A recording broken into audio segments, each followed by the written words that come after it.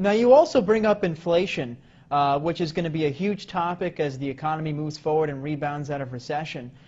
What can investors do to protect themselves from inflation? Well, I think to protect yourself from inflation, you should do what the Chinese are doing. Because the U.S., Bernanke and those boys are printing trillions of dollars and not telling us about it. I mean, I think it was Bloomberg that just sued the Fed for, you got to open up your books.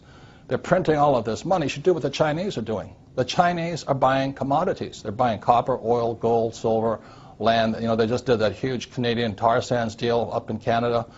So that's all I've ever done. If you look at my investment portfolio, I started investing in oil in 1966, real estate in 1973, and I have my own gold mine and my own silver mine. So if you're afraid of inflation, which you should be, I would think silver is the #1 investment today. Silver is a smoking deal. And silver at about $15, $16, $20 an ounce, average Joe can do it. You just cut out your Starbucks for a while and go buy some silver. You're in the game. Silver is one of the biggest things against inflation you'll ever see. Great investment. Are you personally buying silver? Absolutely. I mean, I've been buying it for years, so I just love silver. But I was buying it at $3 an ounce. Today it's about 15. The reason I like silver is this. #1, gold is hoarded. It's just stuffed away. It has no value to it. Silver is an industrial commodity. It means it's used in cell phones, cameras, computers. It's used everywhere.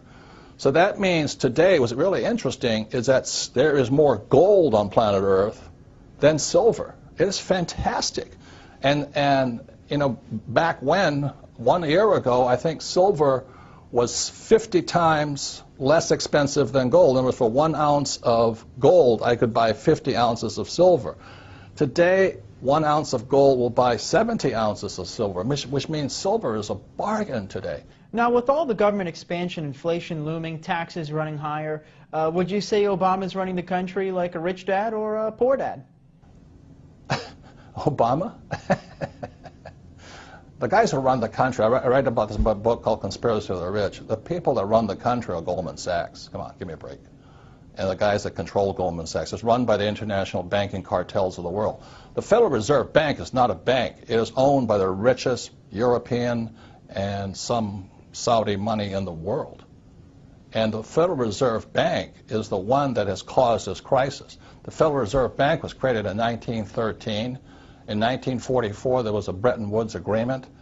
1971, Nixon took the world off the gold standard. And after that, the Federal Reserve Bank controlled the world. And they could flood the world with fiat money. I mean, currency, that's paper. That's all it is. And throughout history, any time a nation has gone to fiat currency, in other words, government-sponsored money, the money has absolutely gone to zero. It has no value. So that's why you see gold fluctuating right now and silver fluctuating right now, oil fluctuating right now. It's because the world, the smart money knows the U.S. dollar is trash. I don't think Obama can do anything because he doesn't control the world. Goldman Sachs does. Robert Kiyosaki, best-selling author, investor, motivational speaker, and inventor, author of the upcoming book, Conspiracy of the Rich. Robert, thank you so much for coming on the program today. Thank you. This has been an interesting experience. Thank you. Signing off, I'm Dan Mangrew for Newsmax TV Money.